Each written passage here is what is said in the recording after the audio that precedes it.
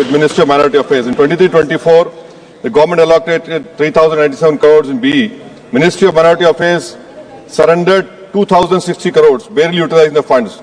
The same rule is being followed, pattern is followed in 24-25, where the allocation of 3,083 crores has been slashed to 1,681 crore, with no effort to demand admitted funds through the supplementary demands, madam. Madam, scholarship for minority students have been gutted. Pre-matric scholarship, only 90 crores of 326 crores have utilized. Post-matric, 343 out of 1145 crores have utilized, leaving thousands of students without promised support. Madam, government is not willing to make minority scholarship demand-driven. The unit cost of scholarship for 3 schemes have not been revised in 2007 and 8, and scholarships are not being sanctioned because of lack of approval by Cabinet Committee of Economic Affairs since 22-23.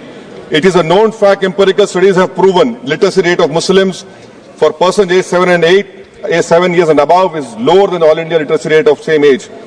According to one study, madam, the higher education Muslim enrollment is 8.91% compared to All India community is 26.7.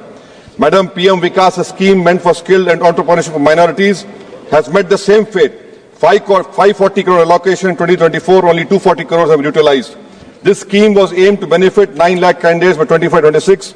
The budget has been slashed from 500 crores B to just 20 crore in RE 24-25, madam.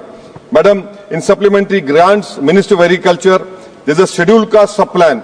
Since 2021, utilization has never crossed 70%.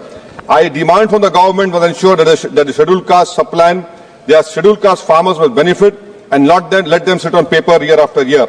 Ministry of Fertilizer and Chemicals, madam, in this supplement demand, 14,000 crores is being asked. Madam, this is not budgeting, this is firefighting. This talk of Atmanirbhar Bharat is only empty talk. How did the government allow such a critical sector to be held hostage by China? 30% of India urea imports in 23-24 come from China. Key raw materials like phosphoric acid, ammonia come from China, which makes Indian prices vulnerable to China trade policies. Madam, I am thankful that Minister Piyush Goyal is here. A specific point on US tariffs, madam. Goldman Sachs estimates that if the US imposes tariffs, this could decrease India's GDP growth by 0.6%. Madam, US is a major buyer of Indian agricultural produce. We export nearly 6 billion of agricultural produce to US. If imposition of higher tariffs will make Indian produce less competitive, affect incomes in the agricultural sector, madam. We export generic pharmaceuticals to the worth of 18.5 billion to US, just to US, madam. If US tariffs could significantly impact these exports, madam. Jewelry and precious metals are at risk because of US tariffs. This industry faces 13.32 tariff differential affecting SMEs engaged in jewelry manufacturing. Madam, we export to US diamond and gold products worth 12 billion. This tariff hike could reduce demand, impact jobs in Surat and Mumbai, madam. I want a categorical assurance from the minister and the government that the US tariffs will not be imposed on India from April 2. Bilateral trade agreement is going on, but the phase 1 is due by September, madam. Can the government tell us that the EU market also has become restrictive? Will this government give a categorical assurance that neither CBM, EUDR will not be imposed on India by you, which will affect 3 billion of Indian exports, madam, particularly iron and steel, according to economic survey. EUDR, 9.5 billion of Indian exports will be affected. Madam, in this supplement demand, MEA is asking 300 crores. Will India get a sanction waiver for Chabar port as we got in 2018? Madam, on Manipur budget, 14,763 school-going children are displaced due to violence. 96 schools have been used for relief measures. Internet shut for 54 days. And this government increased only 2% for education for Manipur. Madam, 258 killed, 60,000 displaced, which includes 22,000 children, 1,000 injured. And in displaced camps, madam, on Manipur, madam, concluding, 65.8 are suffering of PTSD, 24.8% increase moderate anxiety.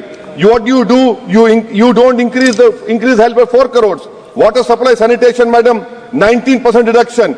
Significant cut in capital outlay in Manipur budget from 1612 crore to 1307 crore, madam. Central assistance for providing temporary shelter to displaced families has seen a reduction of 75% from 60 to 15 crores.